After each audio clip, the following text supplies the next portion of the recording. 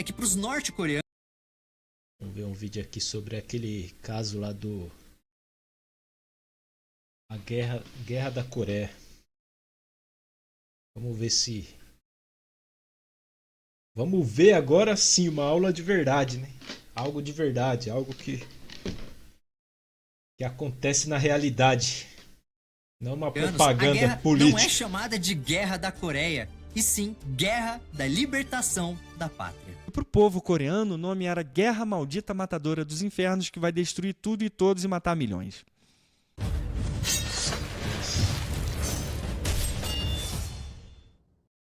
Oi, meu nome é Thiago Braga, sejam muito bem-vindos ao Brasão de Armas. Indo direto ao assunto para não deixar dúvidas aqui. Quem me acompanha aqui há mais tempo sabe que eu não sou um cara de ficar fazendo vídeo-resposta. Eu acho esse negócio chato pra caramba. Só que fazer esse vídeo-resposta aqui se tornou meio que uma obrigação pra mim, por isso eu tô aqui. Então é o seguinte, sendo muito claro aqui, esse último vídeo do canal Nostalgia sobre a Guerra da Coreia foi a maior propaganda norte-coreana da história do YouTube brasileiro e com certeza é uma das mais bem produzidas que o mundo já viu. Se Kim Jong-un visse esse vídeo do Nostalgia, ele ia ficar com as bochechas rosadas de tanto orgulho. Esse vídeo me deixou extremamente incomodado e eu tenho certeza que boa parte da internet também. É um vídeo com uma produção explicitamente apologética e romântica sobre uma guerra fratricida que matou quase 4 milhões de pessoas e destruiu completamente 2 países inteiros. Por isso que eu precisava...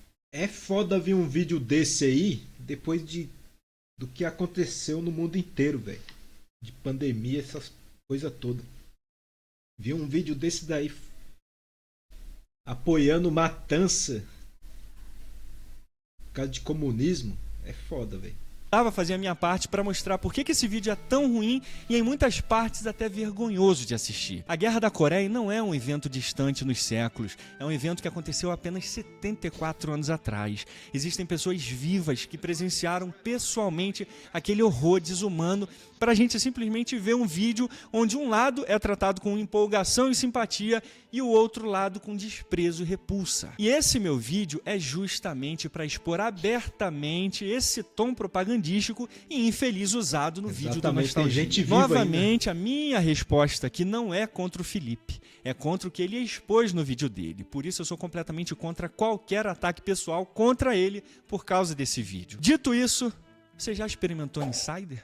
Isso aqui é coisa boa demais, senhoras e senhores. É leve, veste bem, contorna a silhueta para te dar um porte legal. Essa Tech T-shirt aqui, por exemplo, é a minha preferida. Eu tenho que é coisa comprar, tão boa que já estão querendo até imitar pensando faz a Insider tempo por aí. Mas não cai em cópia barata não, já, porque qualidade de verdade só pra ir pra Insider academia. tem. Para você aproveitar, toma aqui 12% de desconto na compra de qualquer item no site. É só clicar no link na descrição e aproveitar todo o conforto e beleza que só a Insider tem a oferecer a você. Então vamos lá que esse vídeo vai ficar bem grande. É o seguinte, até o minuto 12:53 do vídeo, a gente vê só um contexto histórico geral antes da guerra. Só que é a partir do minuto 12:53 que a coisa começa a ficar feia. Tipo, feia mesmo. Senhoras e senhores, pelos próximos 45 minutos do vídeo, a gente vai testemunhar a maior propaganda norte-coreana que o Brasil jamais viu. E uma análise mais profunda desse vídeo mostra que, infelizmente, ele não tem qualquer compromisso objetivo com a história. E é isso que eu vou provar para vocês a partir desse momento. Em 7 de agosto de 1945,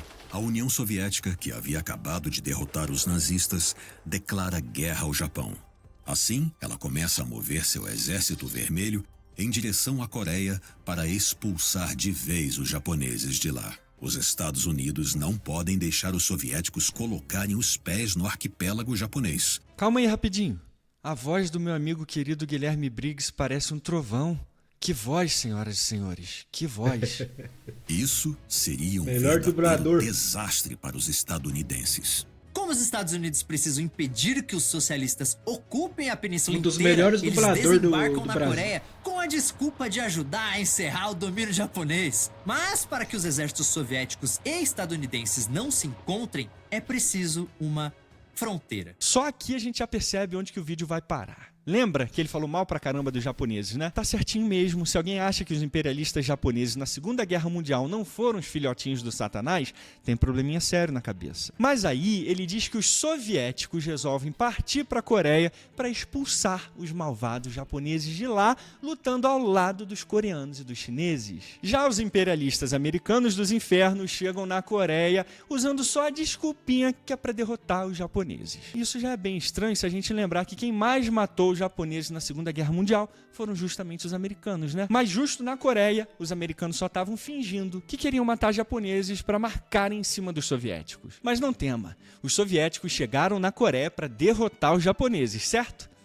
Errado. Mas se você acha que os soviéticos tinham outros planos com a Coreia, parabéns. Você acaba de ganhar o prêmio Nobel do óbvio. Para os soviéticos, conquistar a Coreia seria proteger as fronteiras com a União Soviética e aumentar mais ainda sua zona de domínio no sul. Para confirmar isso, vamos de estudo especializado aqui, ó. As Causas da Guerra da Coreia, que foi escrito pelo sul-coreano Oh Chang-il, publicado pela Revista Internacional de Estudos Coreanos e hospedado no repositório da Universidade de Colômbia. Aqui na página 21 do subtítulo Divisão da Península Coreana através do paralelo 38, o professor mostra que durante a fase final da Guerra do Pacífico, Stalin estava mais preocupado com a sua segurança e como um comunista intransigente, obcecado pelo medo de ser cercado pelas nações capitalistas. Ele estava determinado a estabelecer estados tampões receptivos à União Soviética ao redor da fronteira soviética. E adivinha só quem que... É o que eu penso. É mais ou menos isso. A Coreia do Norte não passa de um estado tampão da União Soviética e da China. Tipo assim, a primeira armada, se for ter uma guerra, a primeira armada pra mim, da Coreia da China e da Rússia, é a Coreia do Norte. A Coreia do Norte é tipo a linha de frente desses dois países. Se num dia for ter uma guerra, esses dois países vão começar a atacar, colocando a Coreia do Norte ponta de lança. É pra isso que serve a Coreia do Norte. Não serve pra outra coisa. Fazia fronteira com a União Soviética. Coreia. Então, tanto americanos quanto soviéticos usaram justamente a justificativa de lutar contra o Japão na Coreia para aumentar a sua zona de influência ali. A definição dessa fronteira foi feita pelos Estados Unidos. Como não existe uma fronteira histórica ou cultural que pudesse ser usada, os militares estadunidenses escolheram o paralelo 38. Isso porque ele racha a Coreia no meio e, de quebra, mantém Seul, que é a capital coreana, no sul, ou seja, sob controle dos Estados Unidos. Sim, riscando uma simples linha no mapa, um general e um coronel estadunidenses que nunca tinham Os sequer Estados Unidos já pisado saiu na da Coreia do Sul faz dividem no meio tempo. um povo que passou séculos como uma única nação. Então, aqui tem só 50% da explicação, porque ele esqueceu de dizer que depois que essa linha foi feita dividindo as Coreias para evitar a guerra na região, sabe quem queria lutar para manter a Coreia dividida até o fim? Deixa eu só te dar uma dica. Calma que eu já te conto mais detalhes, não sai daí. No sul, os Estados Unidos queriam um governo militar liderado pelo general MacArthur, que comandou as forças aliadas na Segunda Guerra no Pacífico. Falando de uma forma literal, Eu acho que desce o a bandeira Popeye- do Japão e sobe a dos Estados Unidos. E um governo militar O Popeye, do desenho lá do Popeye, eu acho que ele foi criado em cima desse cara aí. Ele tinha esse cachimbo aí. liderado pelo general MacArthur, que comandou as forças aliadas na Segunda Guerra no Pacífico. Falando de uma forma literal, desce a bandeira do Japão e sobe a dos Estados Unidos, trocando uma ocupação pela outra. Opa, na Coreia do Sul só trocou a bandeira japonesa pela americana, né? Beleza. Mas no norte eu tenho certeza que ele também vai dizer que a bandeira japonesa foi trocada pela soviética, né? No norte, a União Soviética cria uma administração que reúne militares fala. soviéticos e revolucionários coreanos. Acho que não. Não foi uma administração conjunta, não. Foi uma administração puramente militar e os norte-coreanos eram funcionários soviéticos usados para sovietizar a região. As decisões soviéticas, claro, têm É o que eu tô falando. Coreia do Norte é um braço. Um braço? Ou seja, não um braço, um dedo. Ou uma unha. Da União Soviética e da China. Mano. Na minha opinião, na minha visão, ele tá bem ali naquela situação ali. Basicamente, ele faz parte ali desses dois estados gigantes, desses dois países gigantescos ali. muito peso nessa administração. Deixa eu te dizer uma coisa aqui, amiguinho. As decisões da União Soviética na Coreia do Norte não tinham um peso maior, não. Tinham todo o peso. Mas quem começa a se destacar é o Kim Il-sung, sim, aquele cara que tinha criado o exército revolucionário quando era adolescente, volta para a Coreia em 1945, onde se torna cada vez mais popular.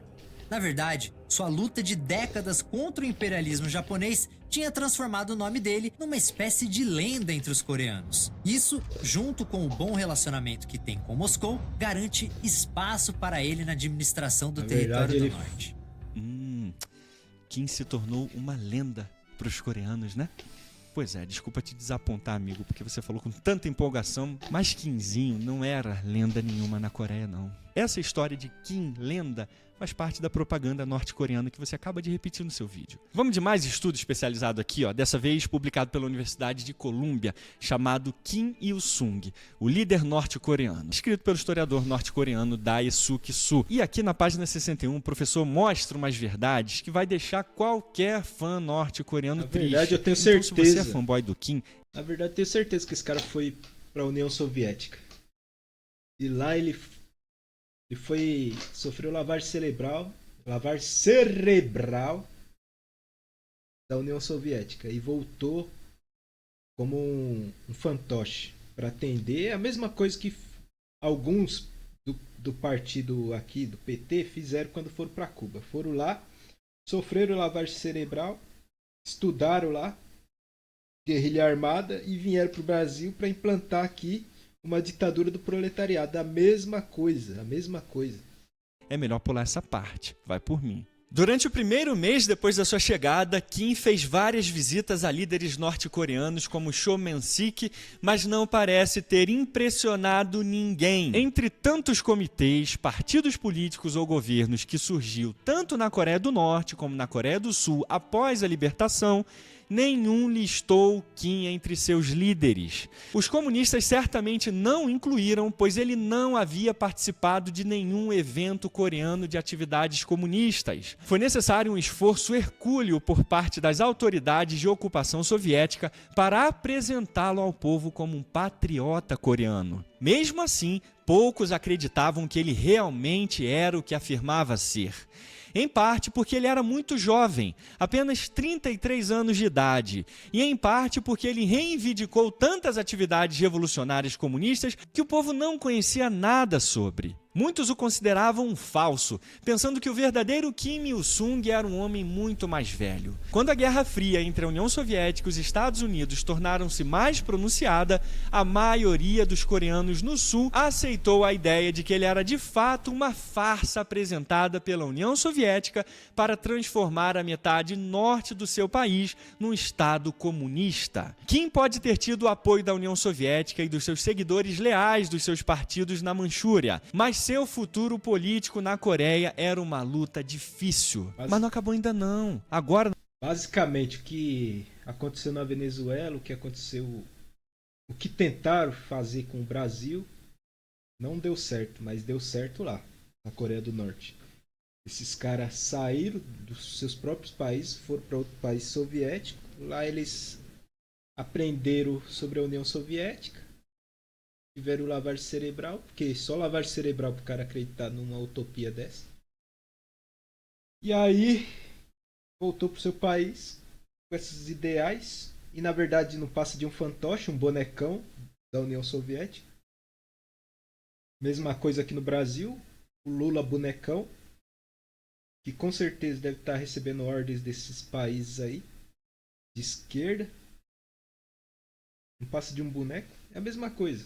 Mesma coisa, não muda nada. Na página 97, o professor mostra como que tinha um monte de líderes mais famosos e lendários do que o Kim Il-sung e que ele era apenas um moleque revolucionário para os coreanos. Olha como o professor é direto aqui. Se houvesse um único governo na Coreia, Kim não teria gozado da posição de liderança que ocupava, mesmo com a ajuda soviética. Comparado com os líderes nacionalistas mais proeminentes do Sul, Syngman Rhee, Kim Koo e Kim Kyu-sik, Kim Il-sung era um revolucionário júnior. Havia muitos na Coreia do Sul que poderiam facilmente igualar ou superar o recorde de Kim de atividade revolucionária. E quem confirma exatamente esse ponto é outro historiador, agora o historiador russo Andrei Lankov, especialista em estudos coreanos. Aqui na obra dele de Stalin a Kim Il-sung, a formação da Coreia do Norte, publicado pela Universidade de Rutgers, ele explica na página 10 do prefácio ainda que Kim Il-sung é normalmente representado pela propaganda de Pyongyang como um criador onipotente e onipresente da Coreia do Norte. Mas essa pintura está muito longe da verdade. O papel especial de Kim Il-sung começou a acontecer durante a metade de 1950 em diante. Até lá, Kim não era nada mais do que o primeiro entre os iguais na política norte-coreana. E justamente sabendo da sua baixa popularidade antes de chegar na Coreia, Kim teve um plano. Ele deu um upgrade no nome dele para parecer mais lendário ainda. O nome dele de batismo era Kim Song-ju e ele mudou para Kim Il-sung porque esse nome era um nome lendário de um herói patriota da Coreia, que um monte de gente na Coreia inteira respeitava. Então para com esse romantismo, jovem. Ninguém achava que Kim Il-sung era lendário na Coreia porcaria nenhuma, não. As décadas de luta dele ficaram lá na China e não na Coreia. Ele só era um jovem revolucionário que caiu nas graças dos soviéticos porque ele era cachorrinho dos soviéticos. E se não fosse a influência total dos soviéticos, Kim teria sido apenas mais um na Coreia. O problema é que, primeiro, o MacArthur já está coordenando a ocupação estadunidense no Japão. Segundo, os oficiais mandados para a Coreia não têm treinamento nenhum de diplomacia. Não dá nem pra olhar pra cara e terceiro, desse maluco, mano. eles sequer falam coreano. Mas sabe quem era ruim na língua coreana também? Kim Il-sung, a lenda. O artigo publicado pela Universidade de Arcadia, chamado Culto à Personalidade, Coreia do Norte sob Kim Il-sung, diz aqui na página 27 que Kim tinha pouca habilidade no coreano e que alguns dos seus primeiros discursos eram escritos por tradutores russos e depois Kim recitava. Imagina que orgulho para os coreanos terem uma lenda que nem falava a língua deles direito. Então vocês estão vendo aí onde que esse vídeo vai levar a gente e de maneira explícita. Mas vamos fazer uma pausa antes da gente continuar aqui e ver por que esse vídeo é ruim e uma propaganda romântica pró-Coreia do Norte. A esmagadora maioria das fontes que ele usou no vídeo são fontes ruins, propagandistas da Coreia do Norte. Mas você não precisa acreditar em mim, não. Vamos colocar juntos a qualidade dessas fontes aqui à prova. Já começamos bem pra caramba. A primeira fonte já mostra de onde vem o romantismo e o tom propagandístico do vídeo. Nada mais, nada menos do que o discurso de 1926 de Kim Il-sung, o ditador pai da Coreia do Norte. Só isso só. A segunda fonte aqui é um dos únicos 3 estudos que prestam no vídeo dele. Ela é uma tese de doutorado, não um artigo acadêmico revisado pelos pares para publicação em uma revista acadêmica importante. Mas sim, pode ser considerado uma fonte útil. Isso aqui é só um filminho. Agora o negócio começa a ficar mais feio. Essa fonte aqui é só uma tradução de um seminário organizado por esse blog comunista aqui chamado Centro de Estudos da Política Songun, e não um artigo acadêmico. O cara até se veste igual o Kim Jong-un. E o seminarista convidado aqui é o Dermot Hudson, um britânico que estudou na Coreia do Norte e é ativista comunista ligado ao governo norte-coreano. Hudson publicou um monte de livros, todos independentes, sem nenhuma validação nem por universidades e nem por editoras acadêmicas. Ele paga e publica os livros dele na incrível e renomada editora Lulu. Então, se Hudson é referência, é só para comunista pró-Coreia do Norte. Porque no mundo acadêmico, esse Hudson não é nada. Então, usar como fonte uma reunião de comunistas já mostra a qualidade do vídeo. Seguindo. Esses 3 links aqui são matérias de 3 jornais. Olha o título desse aqui. Os imperialistas americanos começaram a Guerra da Coreia. Você acha que um estudo acadêmico sério teria um título assim? Porque isso aqui não é um estudo acadêmico sério. A principal prova disso é que ele foi publicado pela Foreign Languages Publishing House em Pyongyang, na Coreia do Norte. E adivinha só, essa editora aqui é controlada pelo Departamento de Propaganda e Agitação do Partido dos Trabalhadores norte-coreano.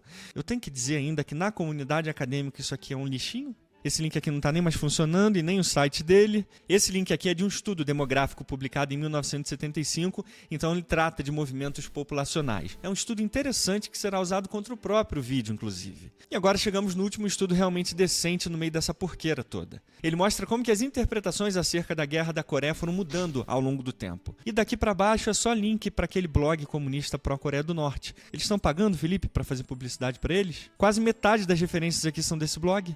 Inclusive, nos créditos, o Nostalgia coloca esse centro de estudos da política Songun como consultores e revisores do vídeo. E essa fonte aqui é, de novo, aquela publicada pelo Departamento de Propaganda da Coreia do Norte, e eles repetiram aqui. Pronto, você vai ver que o vídeo do Nostalgia não será nada mais, nada menos do que um reflexo das fontes que ele usa. Assim, era muito melhor que ele não tivesse colocado fonte nenhuma na descrição, porque tinha ficado menos feio. Porque isso aqui, senhoras e senhores, é a admissão pública de um vídeo escancaradamente propagandista pró-Coreia do Norte. Esse vídeo aqui extrapola qualquer viés normal para um lado político. Ele é um vídeo propagandista da extrema esquerda comunista. Se a Coreia do Norte fosse fazer um vídeo da Guerra da Coreia, é difícil imaginar que eles iam fazer um vídeo exatamente assim. Não tem essa de extrema, no não. No final é de 1945, uma esquerda, conferência em Moscou anuncia que a Coreia aí. será administrada por um consórcio de estadunidenses, soviéticos, chineses e ingleses por até 5 anos, quando então será independente. No sul, os estadunidenses lidam com os protestos na base da paulada, proibindo manifestações e cancelando os direitos civis dos coreanos. Aliás, os estadunidenses usam documentos de inteligência da época da dominação japonesa para perseguir socialistas e sindicalistas no sul. Isso aí, Estados Unidos perseguiam mesmo as manifestações, batiam nos comunistas. Agora, é claro que ele também vai dizer que os soviéticos lá no norte reprimiam e caçavam reacionários direitistas opositores, né? No norte, as coisas são mais tranquilas. Lá, o Partido Comunista é muito forte e apoia a tutela internacional. Dizem que esse apoio rola por ordem de Moscou, mas o fato é que isso enfraquece os protestos no norte.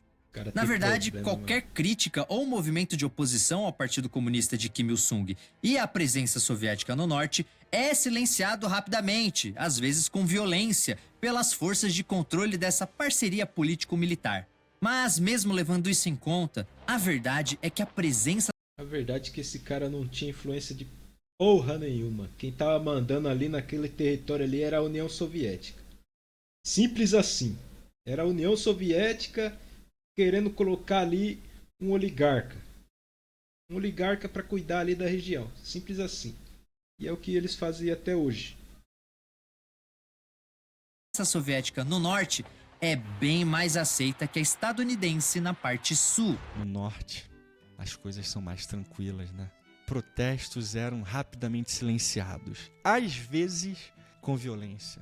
Assim, claro, né? Se tem uma coisa que a gente sabe, analisando a história comunista no século XX, é que realmente comunistas só usavam violência às vezes. Principalmente comunistas da época de Stalin, né? Mas assim, até faz sentido ele dizer que as manifestações do norte eram rapidamente silenciadas, porque os comunistas faziam shh, aí todo mundo ficava quietinho, né? E aí ele termina dizendo que a presença soviética era bem mais aceita que a dos Estados Unidos.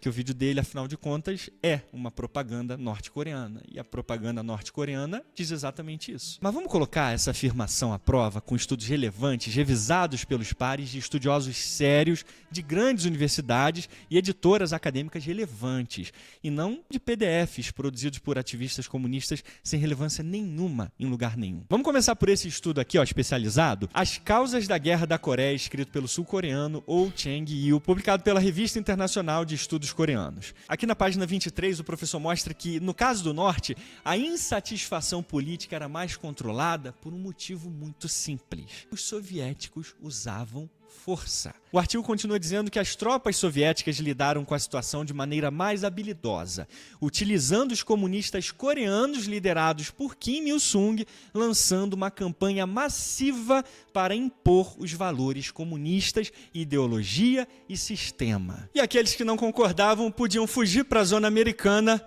ou ir para a vala. Mas eu te pergunto, se o Partido Comunista era forte na Coreia do Norte, por que diabos era necessário impor o comunismo ali? Por um motivo muito simples. Ele não era forte, bosta nenhuma. Ao contrário do que informaram ao Castanhari, na Coreia do Norte o Partido Comunista não era forte quando os soviéticos chegaram.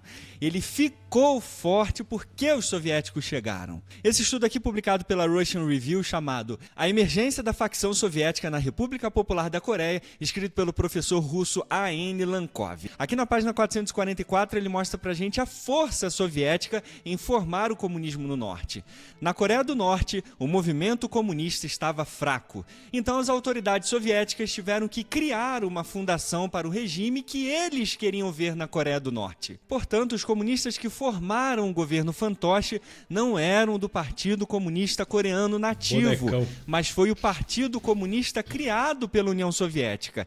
E foi a esse que a União Soviética entregou a autoridade para governar. Vamos novamente no estudo do professor Daesuke Su para a gente confirmar isso aqui na página 63. Mesmo depois do início da ocupação soviética, de fato, os comunistas coreanos nativos, que eram conhecidos pelo povo na Coreia pelas suas atividades revolucionárias passadas, não procuraram ativamente a cooperação com as autoridades soviéticas. E você acha que os soviéticos estavam preocupados com isso? Você realmente acha isso? Para que eles precisavam de apoio do Partido Comunista local se podiam criar um do jeitinho deles? Na página 65, o professor Suk-Su diz que, na ausência de quaisquer grupos e líderes comunistas concorrentes no norte, não foi uma tarefa difícil. O passado obscuro de Kim e falta de popularidade significava muito pouco. Líderes políticos coreanos mais proeminentes, nacionalistas e comunistas estavam todos no sul, tentando negociar com os americanos. Aí foi fácil para os soviéticos montarem seu governo fantoche e fazerem a linda declaração de que agora o povo norte-coreano estava livre para buscar sua própria liberdade, enquanto eram cachorrinhos do governo fantoche de Kim Il-sung. E foi esse governo comunista fantoche, criado pelos soviéticos e não o Partido Comunista Local Coreano, que já existia antes, que recebeu espertamente o direito de governar o povo norte-coreano, exatamente como mostra o artigo do professor Chang Il. O que será que é mais natural e autêntico, hein? O governo norte-coreano criado pelos soviéticos ou implantes de silicone e esteroides?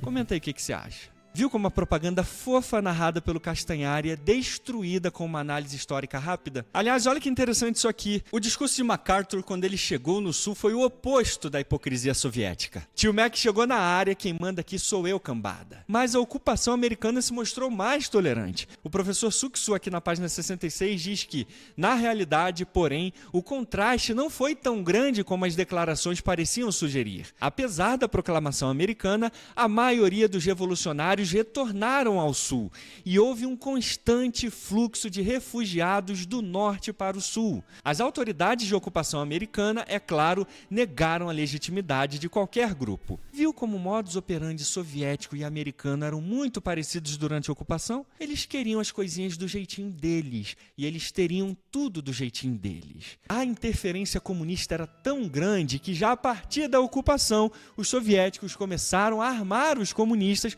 com armamento pesados, como tanques, metralhadoras, em conjunto com esforços políticos, justamente para encher a sua zona de influência de desejáveis apenas. E agora, comparando a postura dos americanos em relação aos sul-coreanos e a postura dos soviéticos em relação aos norte-coreanos, o professor conclui aqui na página 24. Deste modo, o governo militar soviético era mais cruel e sofisticado em lidar com coreanos desapontados e desafiadores. É por isso que quando Felipe diz que a presença comunista no norte era muito forte, não significa que a população apoiava o comunismo, não. Tanto que o professor Chang Il disse que os comunistas tiveram que comunizar a região, expulsando os dissidentes ou executando-os. Não tinha nada de mais tranquilo no norte, não. Norte e sul acalmavam os dissidentes na base da porrada.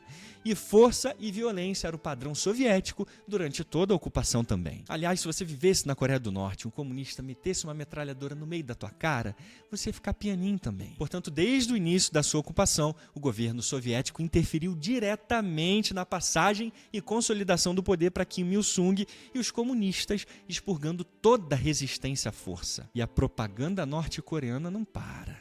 Entre 1945 e 1946, os coreanos do norte ganham mais autonomia, com a criação de comitês populares para cuidar da região. Aí começa a nascer um estado socialista, com as terras que foram tomadas pelos japoneses sendo redistribuídas entre a população do norte. É foda. Além disso, muitas fábricas criadas para servir ao Império Japonês são nacionalizadas e passam a pertencer ao governo da Coreia do Norte. Já na parte de baixo do paralelo, a truculência continua solta. Em 1946, a economia está arrasada e os socialistas da região organizam protestos contra os Estados Unidos. O governo vai pra cima dos manifestantes em conflitos que deixam milhares de presos e mais de 600 mortos. No norte, o povo tinha mais autonomia, enquanto no sul, protestos generalizados dos socialistas. Reparou que ele até fechou a mão e deu um pulinho de empolgação na hora de falar dos socialistas? E os socialistas da região organizam protestos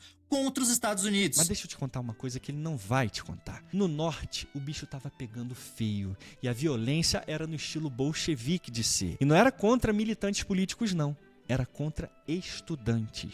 Saca só esse artigo aqui publicado agora, em 2023, pela North Korean Review, chamado Prevenção de Protesto, o estilo norte-coreano. Aqui na página 25, a professora Esther Kim mostra a violência macabra de Kim Il-sung e dos comunistas contra protestos de estudantes. Em setembro de 1945, vestindo uniforme soviético, Kim Il-sung chegou a Wonsan, um porto da cidade da parte norte da Península Coreana que estava sob ocupação soviética após a libertação do país do Japão naquele ano. Como líder em ascensão sob o patrocínio soviético, Kim Il-sung logo encontrou um grande movimento anticomunista organizado por estudantes na cidade de Sinuiju, no noroeste, em novembro de 1945. Este movimento foi dirigido principalmente contra o exército soviético de ocupação e o seu comportamento ilegal, incluindo estupros e pilhagem. Os estudantes furiosos surpreenderam primeiro os comunistas despreparados, mas depois o movimento estudantil de Sinuiju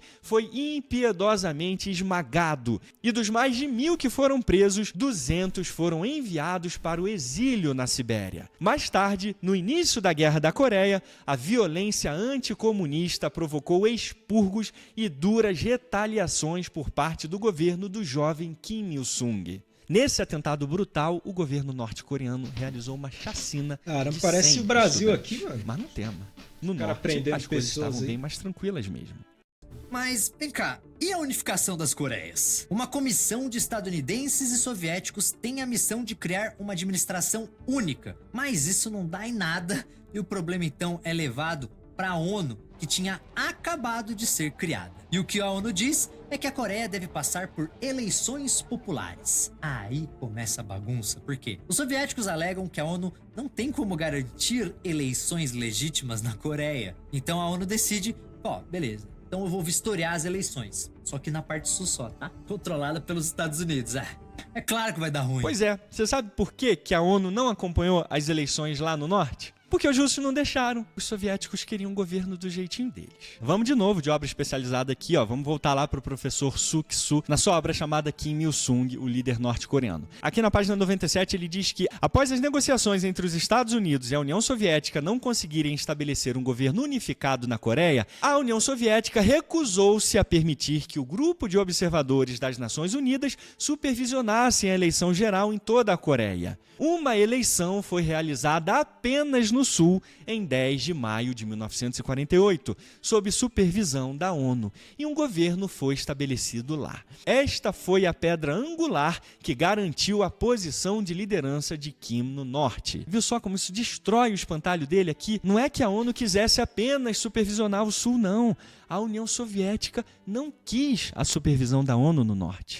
É claro que vai dar ruim. Agora vamos para uma das partes mais interessantes do vídeo inteiro aqui. Mas presta não tava muita bom? atenção em toda a semiótica das imagens que O ele governo usa aqui no socialista vídeo, não tava na bom? Do nada. pragmática no discurso Deu dele, ruim? que são usadas para legitimar o norte e deslegitimar o sul para o público.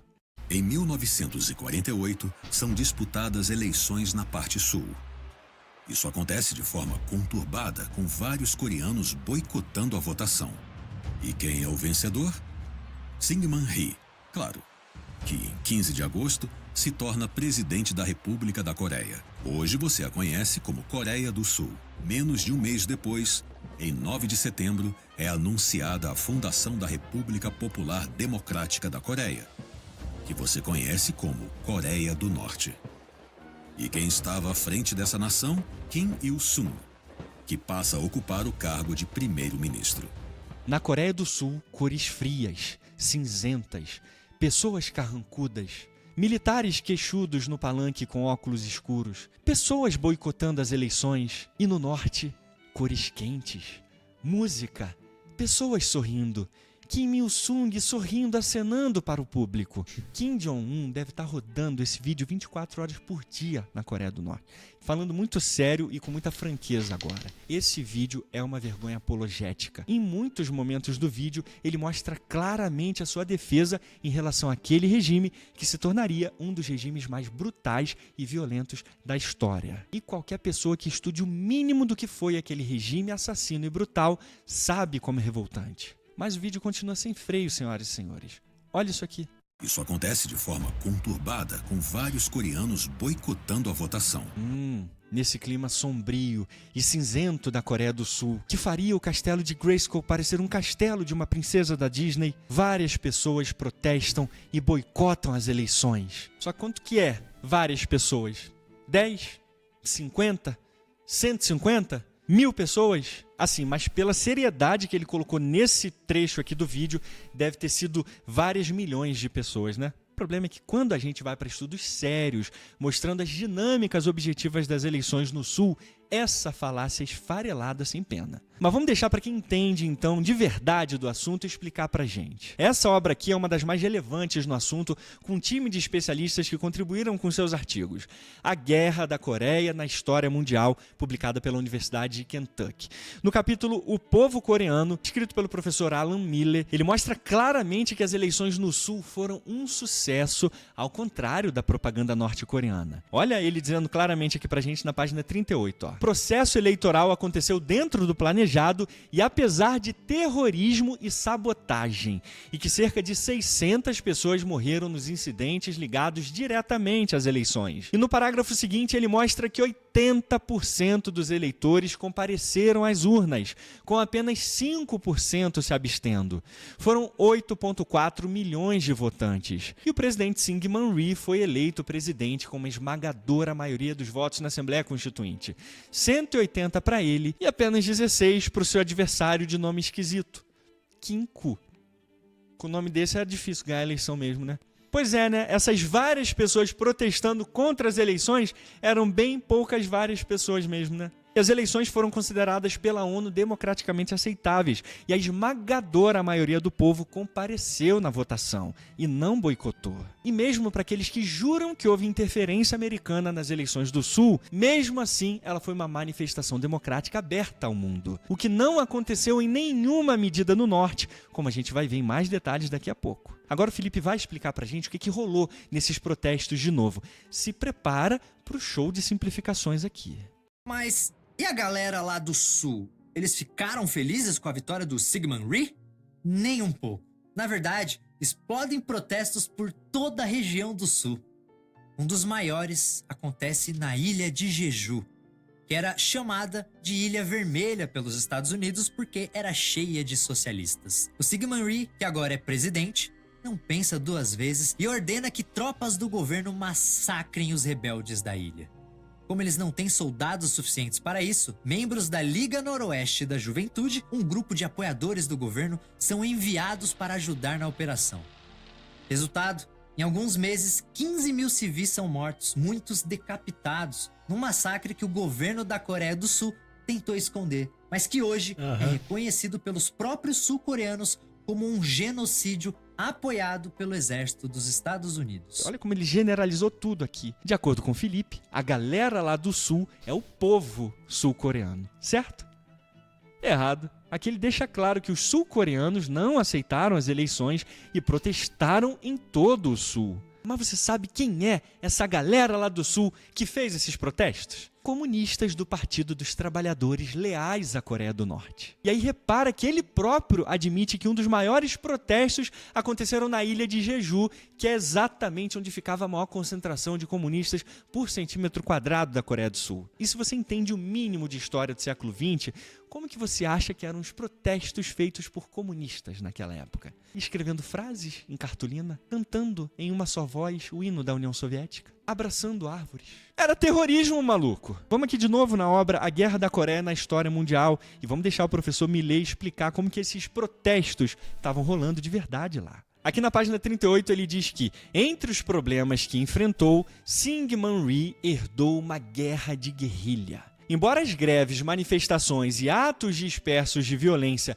não interrompeu o processo eleitoral de 1948, os membros do Partido dos Trabalhadores Sul-Coreanos, como outros oposicionistas armados, formaram bandos de guerrilha em todas as províncias do Norte e Cholla do Sul, Gyeongsang do Norte e do Sul e Ilha de Jeju. E aí, como resposta, o governador da ilha de Jeju começou a reprimir esses ataques terroristas dos comunistas. E como resposta, os guerrilheiros comunistas lançaram uma campanha coordenada de ataque a 24 subestações policiais e outras instalações do governo. E na página seguinte, o professor mostra como que os rebeldes começaram a crescer em número, atacando vilarejos e massacrando direitistas e suas famílias e jovens membros da igreja. E ele conclui dizendo que em fevereiro de 1949, uma cuidadosa avaliação da inteligência americana identificou 10 zonas partidárias operacionais, controladas por 5.000 a 6.000 guerrilheiros. Mais de 20 cidades coreanas tinham grupos de comunistas escondidos suficientes para organizar terrorismo urbano, protestos e sabotagem. Olha como essa leitura mostra que a situação era muito mais complexa e violenta do que meros protestos contra o governo. E não eram milhões do povo sul-coreano que estavam protestando pacificamente contra o governo, não. Era uma esmagadora minoria da população, principalmente comunistas de Jeju, e que se espalharam por outras regiões do sul. E eram ataques terroristas, assassinos, liderados pelo Partido dos Trabalhadores, leais à Coreia do Norte e que estavam incitando guerra civil para depor o governo.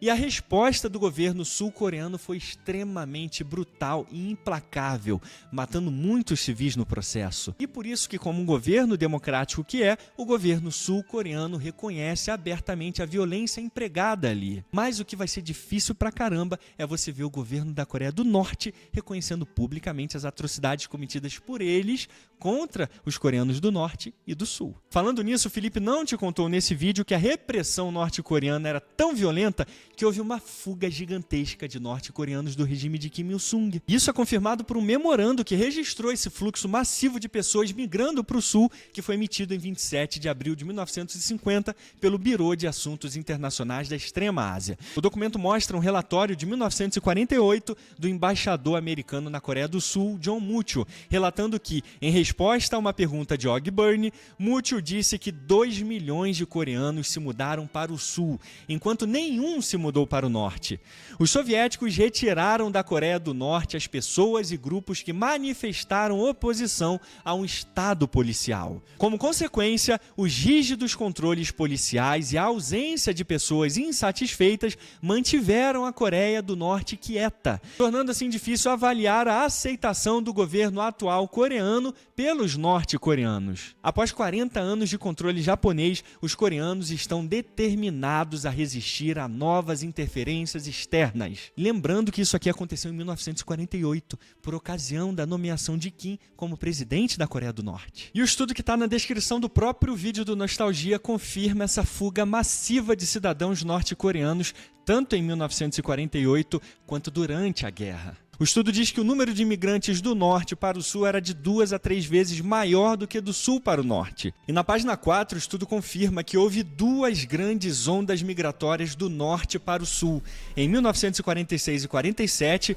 no auge da tranquila ocupação soviética e durante a liderança da lenda Kim Il-sung, e a segunda em 1950 e 51, durante a guerra. Tava acontecendo alguma coisa lá no norte que a galera tava fugindo. A própria fonte deles refutando a popularidade comunista do norte. O comunismo era tão popular no norte que milhões preferiam largar tudo para fugir para os imperialistas do sul. Por isso que essa alegria aqui que ele mostra no vídeo de uma aceitação popular de Kim no norte durante as eleições é apenas uma fabricação norte-coreana para legitimar aquelas eleições forjadas e que foi reproduzido apologeticamente aqui no vídeo do Nostalgia. Portanto, se houve algum nível de eleição democrática na Coreia, foi no sul.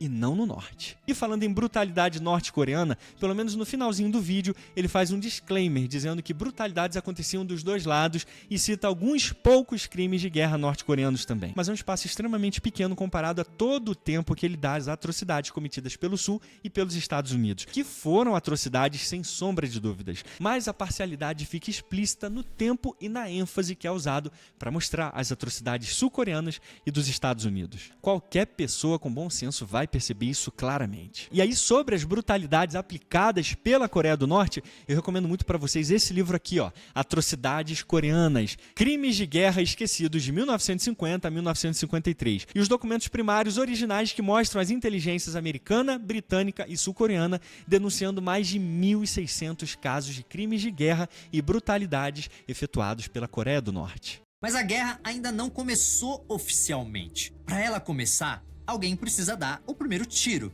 E quem deu o primeiro tiro?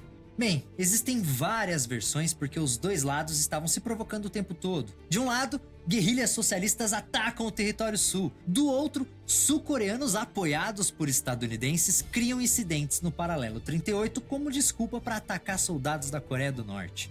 Mas, oficialmente falando, a guerra começa com a Coreia do Norte. Em 1950, contando com o respaldo da União Soviética, o Kim Il-sung dá a ordem União de Soviética Teve que estava admitir mandando que a ali, guerra velho. começa com a invasão Nunca ao foi sul Coreia do pela Norte, Coreia do sempre Norte. foi- Mas calma que esse sempre foi pequeno União momento de Soviética. claridade descamba. Colocaram um logo aqui em bonecão lá, igual Mas fizeram o aqui no ponto Brasil, é que, na colocando manhã de Lula. 25 de junho, tropas da Coreia do Norte a mesma atravessam coisa. o paralelo 38 e invadem O Brasil só a tá Coreia do copiando Sul. essas porra desses O países de objetivo merda aí. é unificar a Coreia De e coreano, libertar o povo do de União imperialismo Soviética. estadunidense, que para os norte-coreanos é tão nocivo Aí coloca um quanto o estado japonês. policial com A prova disso careca é que para os norte-coreanos a pra guerra perseguir as não é pessoas. chamada de Guerra da Coreia, e sim Guerra da Libertação da Pátria. Tem até musiquinha épica enquanto ele fala. Olha a empolgação dele falando dos norte-coreanos, querendo libertar o sul do imperialismo americano, que era tão nocivo quanto o imperialismo japonês. Pois é, né? Mas eu acho que esse momento de empolgação foi tão grande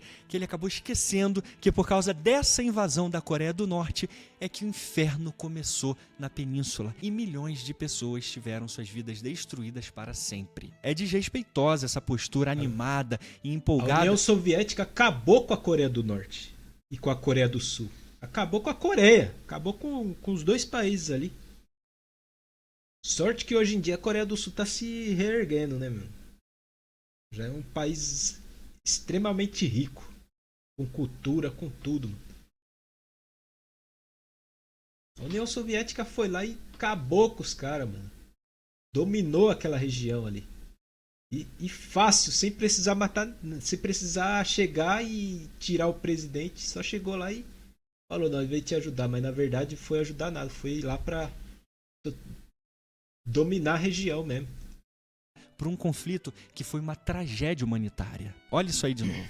Para os norte-coreanos, a guerra Quem não é dividiu chamada foi a de União Guerra da Soviética. Coreia, e sim Quem dividiu Coreia do Norte e Sul Guerra da Libertação foi a União da Soviética. Mas olha que louco isso aqui.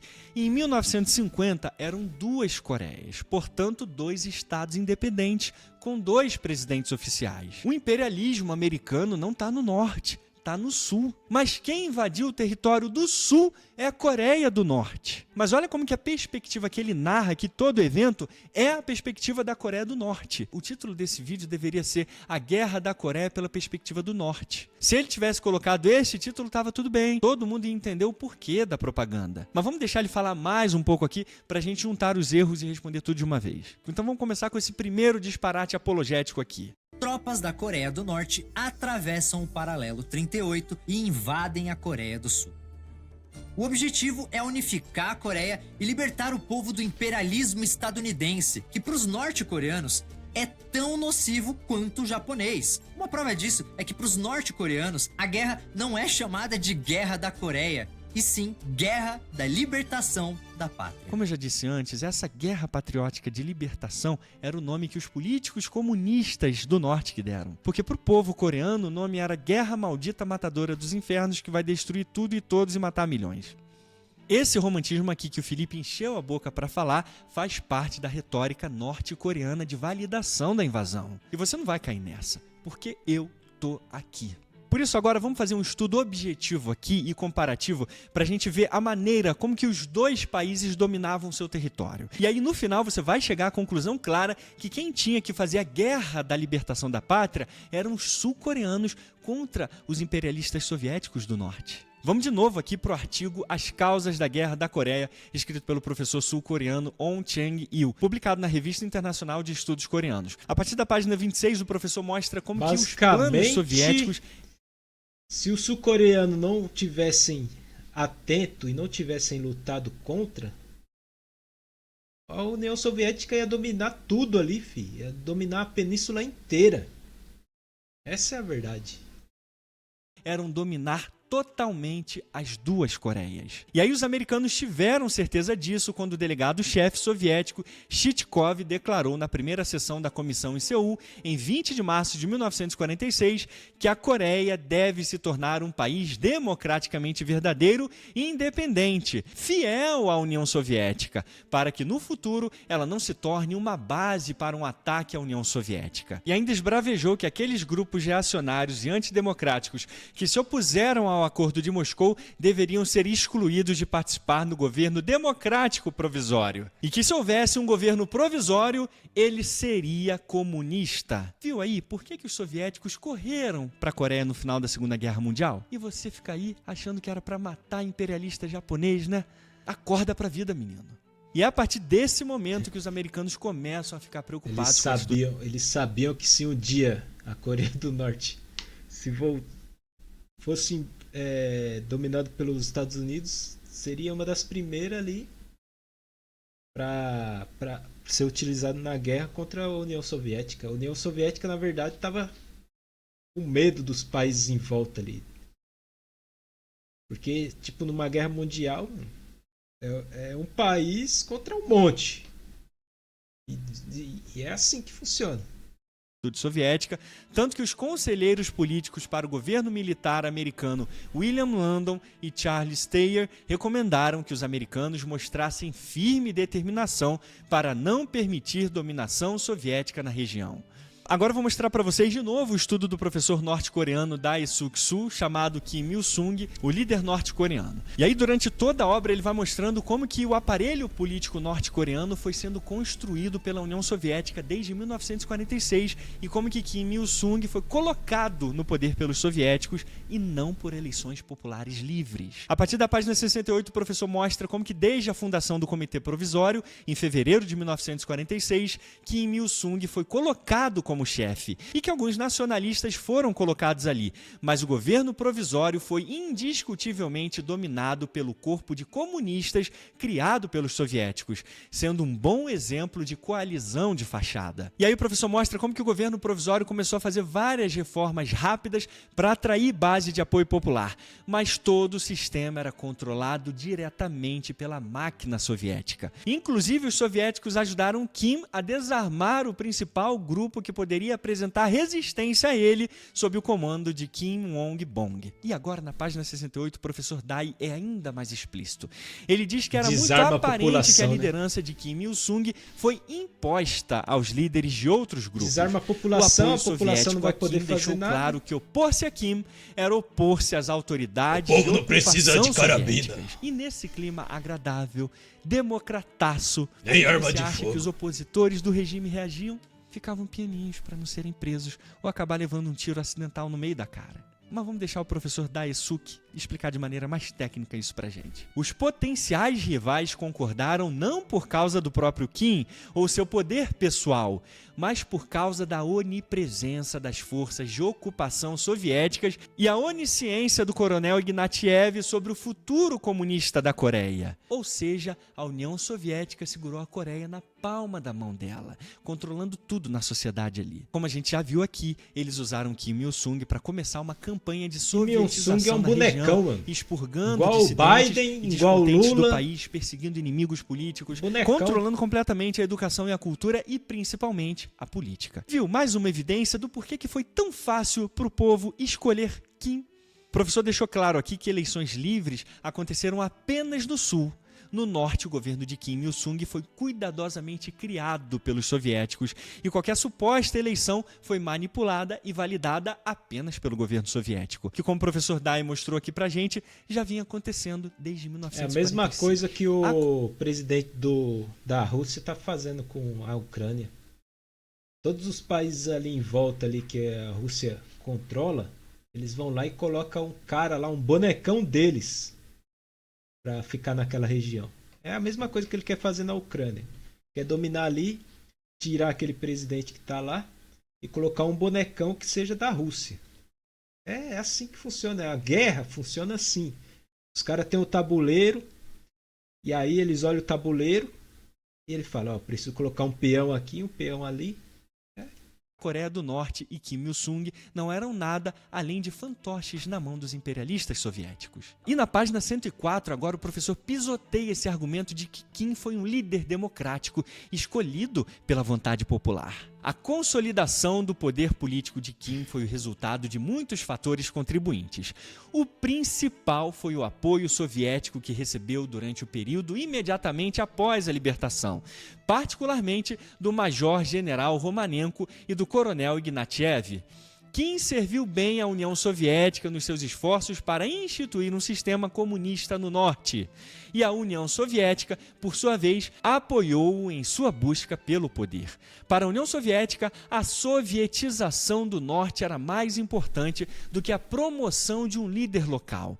Mas o sucesso dos seus programas dependia da eficácia dos seus agentes escolhidos. De certa forma, Kim conquistou sua posição de liderança executando fielmente as diretivas soviéticas. Então, se depois dessa avalanche de evidências você ainda achar que houve eleições democráticas e que o imperialismo soviético não rolava solto no norte e ainda tem coragem de questionar as eleições do sul, você tem probleminha, hein?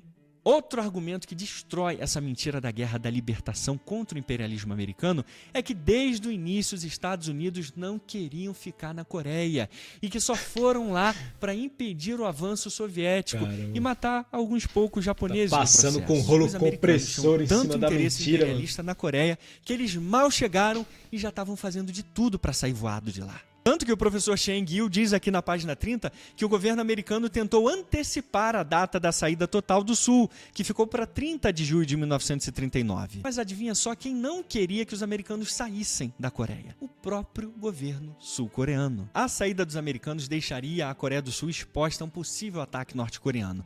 Tanto é que o presidente Ri insistiu que os americanos ficassem. Olha que paradoxo maluco! Os americanos queriam sair, os imperialistas americanos. Mas o governo sul-coreano não queria que os imperialistas americanos saíssem. Que governo imperial... O Império Romano e Mongol ficariam decepcionados com vocês, hein, americanos? E isso aqui já enterra esse argumento furado de que os norte-coreanos queriam livrar a Coreia do Sul do imperialismo americano. A presença americana no Sul não era forçada, era apoiada e solicitada pelo governo sul-coreano. E o governo sul-coreano, como uma entidade soberana, tinha todo o direito de solicitar isso. Inclusive, o professor Cheng Yu mostra aqui na página 30 como que a Coreia do Sul era estrategicamente insignificante para os Estados Unidos. A permanência dos americanos ali só existiu enquanto os soviéticos existiam ali. O governo e o exército americano insistiram em uma retirada antecipada da ocupação das tropas, principalmente devido à escassez de forças militares e da relevância estratégica insignificante da Coreia para as estratégias americanas globais. Portanto, os Estados Unidos tinham pouquíssimo a ganhar na sua tutela na Coreia do Sul naquele período de formação dos países. E o professor agora mostra pra gente o desespero do governo sul-coreano com a saída americana. Olha só aqui na página 30. Na verdade, as tropas americanas completaram sua retirada diante dos olhares preocupados dos sul-coreanos. Realmente, o presidente Ri expressou grande ansiedade para o futuro da Coreia do Sul no seu pronunciamento informando o prazo de saída americana. Os Estados Unidos nos deixaram com um problema muito grande para ser resolvido por nós mesmos. Não acreditamos que os Estados Unidos retirarão suas tropas restantes até que respondam nossa questão do que será feito para nos ajudar caso os comunistas do Norte invadam pelo paralelo 38. E aí, será que os americanos queriam usar o seu imperialismo para manter a Coreia do Sul sob seu comando? O professor conclui aqui pra gente, ó. Os Estados Unidos completaram sua retirada como planejado em 30 de junho de 1949 e não deram nenhuma resposta clara à questão de Rhee, exceto sugerir que peça ajuda às Nações Unidas. Eita! Esses imperialistas americanos estavam sendo bem pouco imperialistas na Coreia do Sul, hein? Agora, isso não significa que, de repente, todos os americanos desapareceram do Sul. Ainda havia alguns conselheiros lá. E exatamente a mesma coisa aconteceu no Norte. As tropas soviéticas saíram, mas deixaram conselheiros como o próprio Chitikov. Só que essas evidências mostram como que a propaganda comunista mentirosa da Coreia do Norte de invadir o Sul para libertá-los do imperialismo americano não passava disso. Propaganda comunista mentirosa para conquista de poder. E os americanos, no final das contas, não queriam manter sua presença ali e não mantiveram mesmo. Deixaram os sul-coreanos a ver navios, literalmente. Portanto, sobre qualquer Coreia do Norte é gigantesca a e invasão rica. do Sul pelo Norte nada mais foi do que isso. Coreia do Sul quer dizer militar Coreia do Norte. através de uma guerra E de hoje a Coreia do agressão Sul para é conquista gigantesca, do território do rica. Sul. A retórica da libertação do Sul só existia na cabecinha oca dos comunistas Cheio de norte-coreanos. tecnologia. E quem convidou os Estados Unidos para salvar a Coreia do Sul? Respondendo à pergunta do Felipe, a própria Coreia do Sul. Ora, As forças da Coreia do Norte contam com 100 mil homens. E os exércitos da Coreia do Sul são quase do mesmo tamanho, com 95 mil soldados. A diferença é que o exército da Coreia do Norte enfrenta tropas japonesas desde os anos 30 e ainda tem a ajuda de tanques e aviões fabricados na União Soviética, enquanto as tropas da Coreia do Sul são muito mal equipadas. por que ele riu aqui? Tá rindo de um exército mal preparado que está sendo devastado por um exército mais forte. É exatamente esse tipo de postura aqui que revoltou tanta gente na internet. Ele tá brincando descaradamente como se fosse um torcedor de um time que tá derrotando um outro. E isso é de uma irresponsabilidade lamentável. Então, o exército sul-coreano simplesmente Dando não risada consegue ainda. impedir o avanço dos norte-coreanos Uma que maldição marcham mesmo. rumo ao seu primeiro Brasil, objetivo, mano. a cidade QI de Seul. 83BR é foda, Em mano. 27 de junho, 2 dias depois da invasão, o governo sul-coreano abandona Seul, que já no terceiro dia já é capturada pelos invasores. E muitas pessoas na região comemoram a chegada do exército do norte, o que mostra também como o governo do Syngman Rhee era detestado por muitos coreanos do sul. Muitas pessoas na região, a.k.a. comunistas. A gente já viu aqui que tinha milhares de comunistas espalhados pela Coreia do Sul, vinculados ao Partido dos Trabalhadores da Coreia do Sul, que era leal à Coreia do Norte. Então, se teve comemoração, foram dos comunistas, porque não há evidência válida nenhuma de que alguma parte relevante da população do Sul apoiasse a invasão do Norte. Simplesmente não existe. Então, é uma ingenuidade infantil dizer que muitos coreanos em Seul receberam as tropas com alegria para provar o apoio popular de Kim e o descontentamento das pessoas em relação ao presidente Rhee, justamente para tentar passar essa espécie de apoio popular a uma invasão brutal. Aliás, eu tenho que te dizer uma coisa meio óbvia aqui, mas como a desinformação desse vídeo aqui tá terrível, eu tenho que dizer assim mesmo. Dizer que tinha muitas pessoas insatisfeitas com a presidência do Rhee não significa que eles queriam uma ditadura comunista e muito menos uma guerra de invasão brutal e assassina vinda do norte. Vamos fazer propaganda comunista, mas com um pouco mais de coerência, por favor. Agora, infelizmente, em nenhuma parte do vídeo do Nostalgia, você vai ver ele mostrando que muitos norte-coreanos estavam totalmente insatisfeitos com o governo soviético e de Kim. Mas não tema. O Braguinha tá aqui para te contar. Já mostrei para vocês aqui um memorando americano reportando uma onda massiva, 2 milhões de norte-coreanos indo para o sul em 1948. Pois é, mas durante a guerra, a fuga dos coreanos do norte para o sul chegava na casa de dezenas de milhares por dia. Mas é estranho isso, né? Desde 1948, milhões de norte-coreanos fugindo para os braços dos imperialistas americanos dos infernos. Tá parecendo quando caiu o Muro de Berlim. O comunismo era tão bom que foi todo mundo pro capitalismo, quando aquela bosta caiu. Mas então, essa obra especializada aqui, ó, escrita pelo professor Stanley Sandler, chamado A Guerra da Coreia, nem vencedores e nem vencidos. Olha o que ele diz aqui na página 108, justamente sobre essa emigração massiva dos norte-coreanos para o sul. E eu quero ler na íntegra para vocês compreenderem como que o governo de Kim Il-sung era extremamente impopular a ponto de milhões saírem fugindo da Coreia do Norte. Já em meados de julho, estimava-se que cerca de 380 mil refugiados fluíam para o território da República da Coreia e que tal quantidade aumentava em 25 mil a cada dia. Mais tarde, quando o 8º Exército pôde respirar mais aliviado, seu comando passou a cuidar com regularidade de toda aquela gente. Centenas de milhares foram salvas da inanição, das endemias e das inclemências do tempo. É significativo que o fluxo de refugiados ao longo de toda a guerra tenha sido documentado quase que exclusivamente em uma direção: nas das forças da ONU. Alguns tentaram explicar tal movimentação argumentando que os refugiados fugiram dos insensatos ataques aéreos e bombardeios de artilharia da ONU. Mas por que fugiriam na direção de seus atormentadores? Outros disseram que eles não tinham para onde ir e sabiam que as tropas da ONU, pelo menos as americanas, possuíam suprimentos em abundância. Mas qual a garantia que os refugiados tinham que a ONU cuidaria deles, especialmente nos primeiros meses desesperadores? E não estariam esses refugiados não politizados em melhores condições se tivessem permanecido em seus vilarejos natais, mesmo que suas casas estivessem sido destruídas, em geral pelos imperialistas ou por seus fantoches, à espera dos comunistas, com seus programas de reforma agrária e de reconstrução das vilas e cidades para viverem felizes, salvo os proprietários de terra? Reforma agrária, que nunca acontece. Os caras falam: vamos fazer a reforma agrária. Passa anos.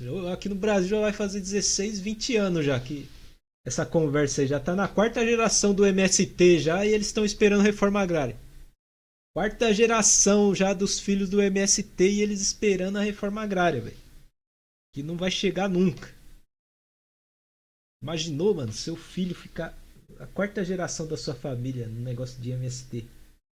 Puta merda. E os agiotas? Uma explicação que respeita menos os fatos foi a de que os refugiados eram principalmente latifundiários, banqueiros, capitalistas, homens de negócios e assim por diante. Se isso fosse verdade, e levando em conta a quantidade de pessoas envolvidas ao longo dos meses, a Coreia do Sul seria de longe a nação mais próspera que se poderia imaginar. A explanação lógica foi dada pelos próprios refugiados.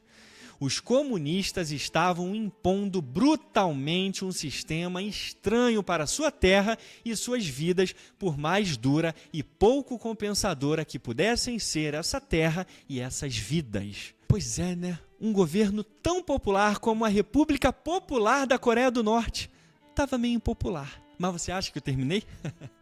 Respira fundo, tem mais estudo acadêmico para você. Olha o que o professor B.C. Cora aqui no seu artigo O Impacto da Guerra na Península Coreana, publicado pela Revista de Relação Americana Asiática Oriental, diz aqui na página 64. Durante a guerra, Kim Il-sung argumentou repetidamente que qualquer superioridade tecnológica que os agressores imperialistas americanos pudessem desfrutar sobre os norte-coreanos foi eclipsada pelo patriotismo ardente destes últimos e pela dedicação à sua causa. Embora os americanos fossem mercenários a serviço dos capitalistas monopolistas de Wall Street, lutando de má vontade em solo estrangeiro, afirmou Kim, os norte-coreanos estavam lutando para salvar seu próprio país e seu povo da extinção. Só que agora vem a parte mais decepcionante para o Kimzinho da comunada.